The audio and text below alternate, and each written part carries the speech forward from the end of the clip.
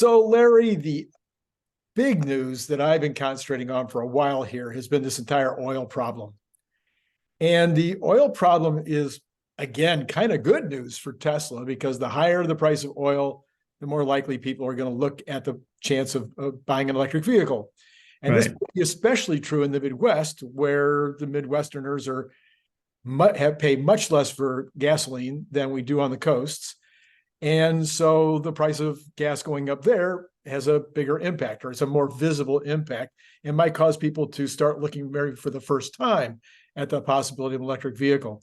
Having said that, and potentially the Biden administration will like that. They'll be like, well, good. The higher the price of gas, the higher the price of oil and home heating oil, then the better it is in terms of making the switch to an all electric future. But that goes cross purposes with maybe the Democratic base, folks who are working stiffs that need to pay their bills. What do you think? Look, an increased price of oil multiplies its impact. Its impact is multiplied through the economy. Because let's face it, we're a hydrocarbons-based economy and will be for another 20 years, 30 years, who knows? I mean, Elon wants to change that overnight. It isn't going to be changed overnight. So the price of oil is never good news, even for Tesla, because it means less people are going to buy their cars. Even though there's more demand in relation to the rest of the vehicles, the depression of demand happens because of rising prices and affordability in general, and the rising cost of components that build into the cars. So it's never good news. We've been through so many changes in the oil markets in general. But the long-term decline in the use of oil has got to be a good thing for us all. Sure. Got to be a good thing for us all. But it's not manifesting itself in the price yet. And it's, every time the price rises, our Federal Reserve governor puts on the brakes a little bit more, as if that's the cure. It's not the cure. So Larry, I've been arguing that the president of the United States has tools at his disposal to make something happen. Famously, twice in my lifetime, Republican presidents have stood in the Oval Office or behind the presidential seal, and they have said, there's nothing I can do about the price of oil. And then within a week or two, did a whole bunch of things. This has happened twice. It happened with Ronald Reagan, and it happened with Trump. Trump literally said 5 or 6 years ago, "What am I supposed to do? What am I supposed to do with the price of oil?" And then within 2 or 3 days, he was doing a lot with regard to the price of oil. So doesn't Obama have the same tools that they had to be able to do something right now in terms of Biden? Did I say? I'm sorry. Doesn't Biden have something to do right now in terms of using the bully pulpit, in terms of some negotiations, in terms of just making some statements that might scare the market down? Well, Biden's best friend is not the president of Russia or the king of the king of Saudi Arabia. Neither of those parties are right now feeling warm and fuzzy towards Biden. And those are the two biggest pumpers of oil after the United States. I think the bully pulpit has limited use in the current circumstances because we're in the war, because we're participating in the war through supporting Ukraine, which I support, by the way. Many people don't, but I do. I think we would have done a lot better in thumping the bully pulpit, had we reached out and shook the hands of the Crown Prince of Saudi Arabia. And we didn't. And that's just a fact of life. Trump had a really good relationship with the with the Crown Prince of Saudi Arabia, and had this kind of strange, I don't know, adulation of Putin. And so he had some effective means, but he did pump oil out of the reserve. Yes. And that's really not a very good means to somehow depress the price of oil. So I'm gonna play president. I was gonna do this as a separate show, but I want to hear what you think of my presidential speech. My presidential speech.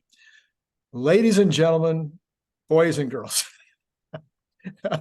we are sitting here with a very bad situation. Our economy is doing well, because I have to say that I'm the current president. Our economy is doing well, but it's being threatened by the Saudi Arabians, by the Russians, by them cutting back on oil at a time when it's not a good thing to cut back on oil. And it's causing the price of oil to go up. And who's that hurting?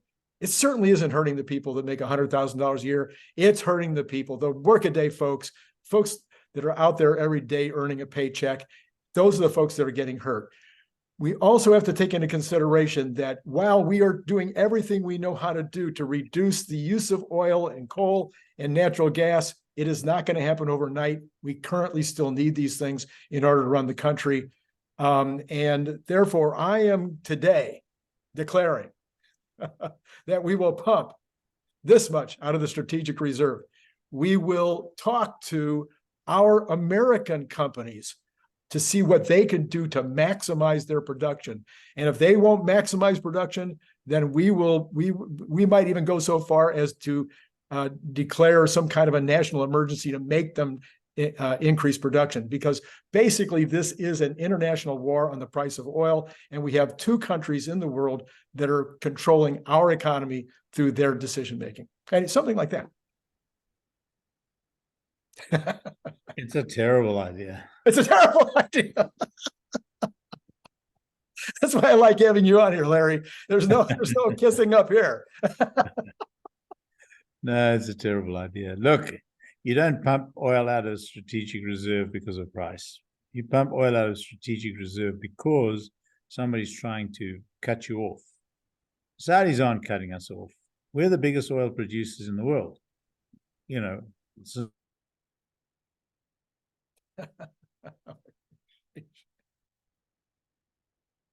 here we go again. What's wrong with my system? What's wrong with my this time it wasn't as bad. Okay. So anyway, you're saying it's a very bad idea. Now, you didn't say that. So you're not saying. Are we still recording? Yeah, we're back. Yeah. Okay. So Larry, are you saying that everything I said is wrong, or only the pumping of the strategic reserve? And why not do it on a temporary basis? This is a very unique circumstance. We've allowed ourselves to be at the mercy of the Saudis. We've been like that since 1977. But we really weren't. During the Trump years, he got us to the place where we were energy independent, and the Saudis no longer had any threat. We became energy independent because prices were high enough to get people to pump the oil out of the ground. Okay. That's how we became energy independent, and this will happen again. If the price rises, we will start pumping oil again. But there's enough oil in the ground here to pump. But we actually had the lowest price of oil in years and years and years in the middle of the Trump. In fact, when Trump was out of office, the price of oil was extremely low. We went down to, what was it? $40 a barrel, $30. I forget. It was very, very low. Price of gas because of the pandemic, and the demand for oil dropped to zero. And that's one of the reasons why production stopped. I see. Well, of course, obviously, when you get the price really low, then production does stop. I feel like production is stopping because the current administration does everything they can do to keep production from increasing or even continuing at current levels. Yeah, I think there's a little bit of that. There's definitely some of that. I mean, John McCain famously called for us to drill, baby, drill. Yes. And it was the right thing to do. And ultimately we did. And why did we? Because prices went up.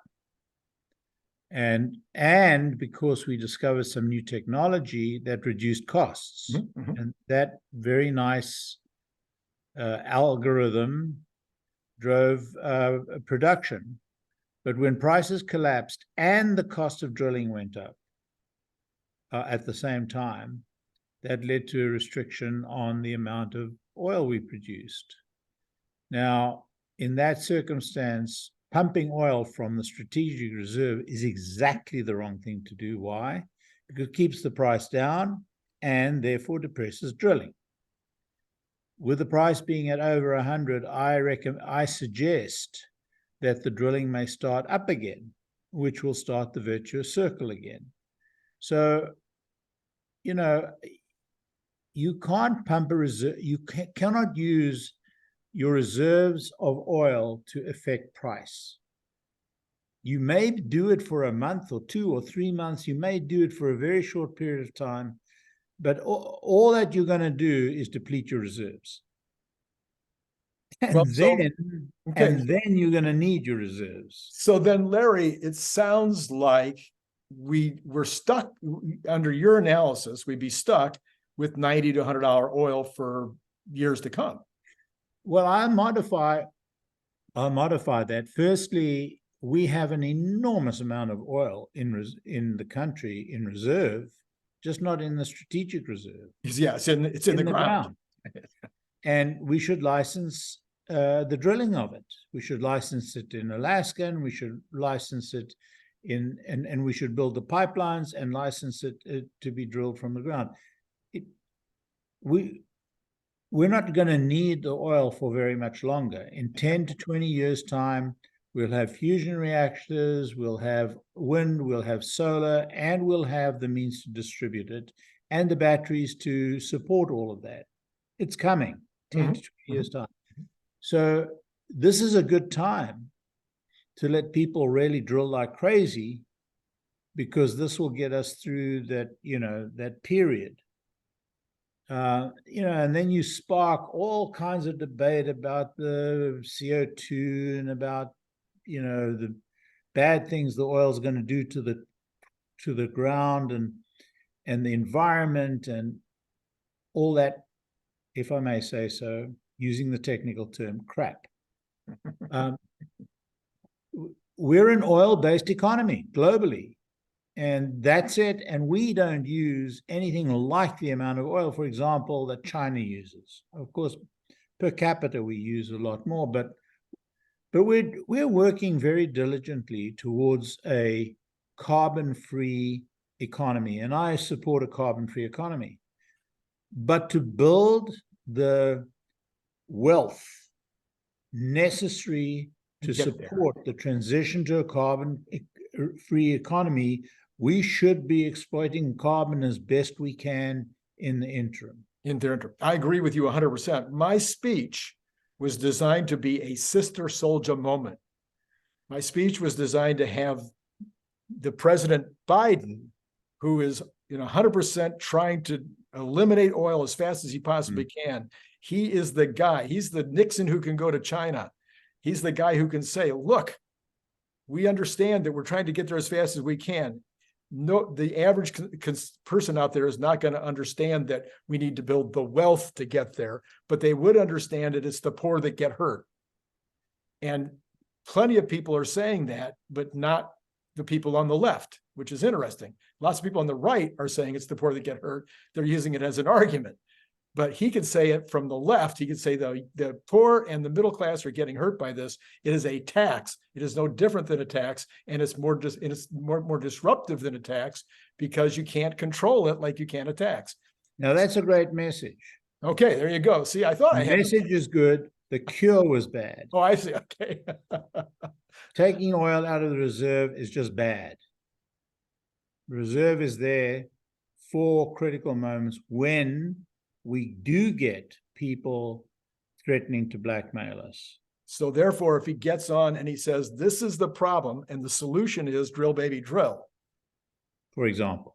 And I'm going to get on the phone with all the major suppliers, all the major folks that are currently producing oil in country. And I'm going to talk them into, even if they can't make the maximum profit right now, I'm going to be browbeating them into producing something now. And now all of a sudden, if you have the other side of the aisle, if you will, in this particular case, you have the Democrats saying, we get that we need oil for 5 or 10 more years before we hit peak oil, and then it'll start to decline. If we can all get on that same page, if everybody can agree to that little thing, I think we could have a lot less tension between the left and the right in the country. Well, it's certainly something that the president should give serious consideration to. Honestly, I think this president should get on an airplane and fly to Saudi Arabia and make peace across the table with the sovereign of that country, because, for whatever we think of, and I mean, this is the same with the Russian president. I mean, I had no problems with, the president of this country sitting down with President Putin. Is he president? Yeah, President Putin, and making a deal with him. Obama did. Trump did. Obama did. George Bush did. Every president has had to talk to dictators and people who don't do, things that you would like them to do. And particularly when he's the president of the leading oil, producer in the world, you talk respectfully to them. You don't have to agree with them, and you certainly don't have to have, kumbaya parties with them, but you need to be respectful. And we have driven the Saudis to the brink of, friendship with China, to the brink of a friendship with Russia, to the brink of a friendship with Iran. This is not intelligent diplomacy. This is thoughtless diplomacy. And then, I agree with you on the drilling. I think this is the time that we need to flex the American muscle in terms of our ability to produce. This is a good way to flex muscle rather than arms and armaments and blah, blah, blah. And the oil companies, they're big boys. They're going to be able to look into the future and make their own decision with regard to how fast oil will be. They haven't done a great job of that. They haven't done a great job of that. All I'm saying is it's up to them. It's not, it is up to them. It's up to them. They're either wise or they're not wise about looking into the future and seeing where these oil assets might be 20 years from now. But for them in the short term, I think most of them will want to drill as much as they can possibly drill if they were given license and given an attaboy, and they could see that every time a new president gets into office, all the rules aren't going to change. Yeah, I mean, I agree. I think, we are a carbon-based economy until we're not. Right. And as long as we are, we need to, exploit as, with a very close eye on the environment, exploit the riches that we have in this country. We are very blessed in almost everything, but we are very cursed in our own permitting and regulatory and bureaucratic practices. And it's really bad that we're cursed in those ways, because we were very good in those ways in the past. So So the economy, coming back, bringing this all back to the economy is fragile. So I'm not being president anymore. I'm being Randy. The economy is fragile. It's okay. It's still hanging in there, but it's fragile. And everybody keeps saying that the next quarter there's going to be a recession. Yeah, we have full employment, but it's not like the employees are making more money than they did last month or last quarter or last year or 4 years before. There's actually we only have full employment because of the funny all numbers. the funny money. They're not full employment. But let's just say we have full employment, even though those folks are not making as much money, actually, real wages, as they were even 20 years ago. The real wages have come down over the 20 years. But we have full employment, and so the economy is not likely to go into the dumpster unless there's a shock. And I think as long as we stay in the $105 range, we probably don't have a shock. We probably have it's going to be a little bit of a hit to some of the others, to retail, let's say, or whatever, but I don't think it'll be a shock that ruins gives us into a recession. We go over 105, and Diamond was saying yesterday he thinks it's going to 140. That will crush the economy. I don't see 140, but what do I know? I'm not a oil expert.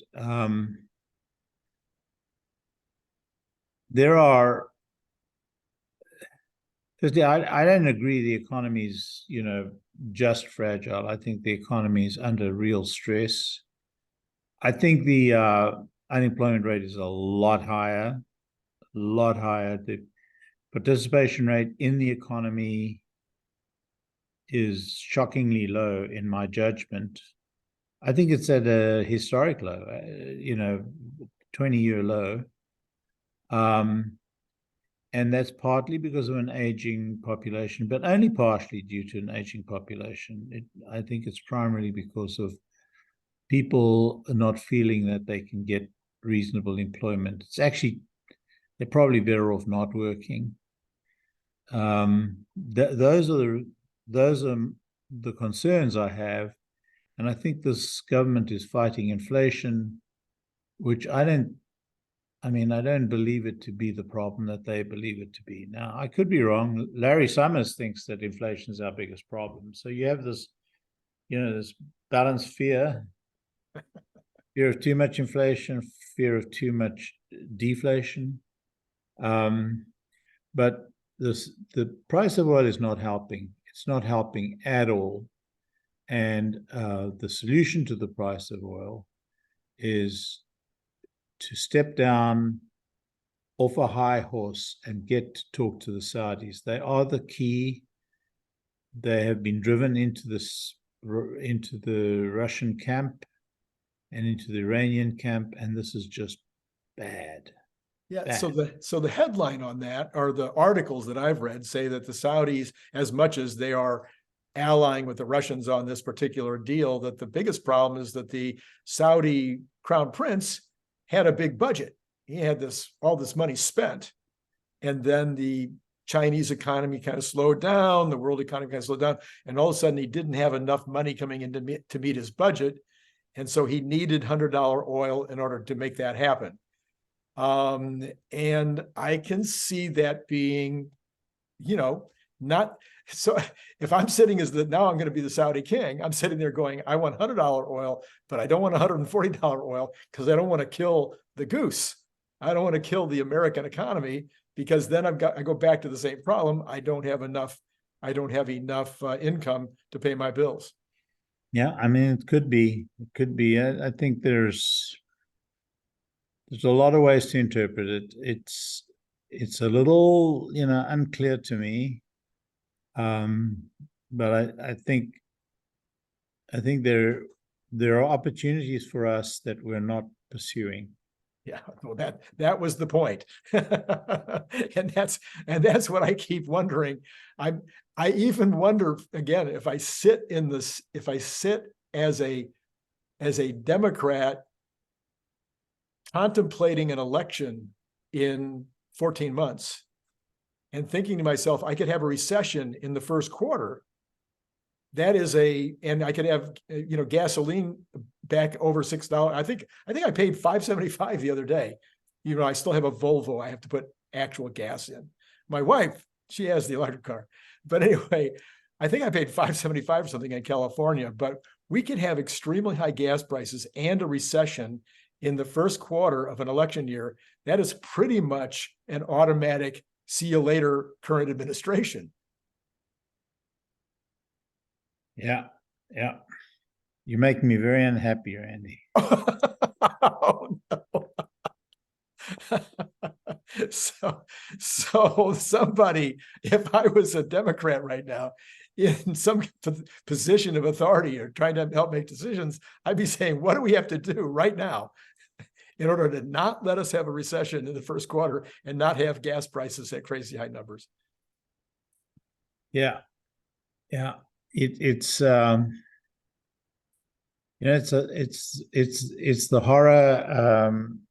horror scenario where you get higher gas prices and a recession at the same time. Normally it's a recession leads to very low gas prices, but that would be a horror show indeed. Well, okay. I think we've covered all of the on that cheerful note. On that cheerful note, I think we've covered all the good news that we could possibly cover in this conversation. So, Larry, as always, I want to thank you for coming on and helping celebrate the week. Yeah. And until we have another piece of breaking news, huh? Yeah. Another great week. Another great week ahead. Absolutely right. Absolutely right. All right, Larry. Thank you so much. Take care, Andy. All right. And for all of you out there, it's been great talking to you.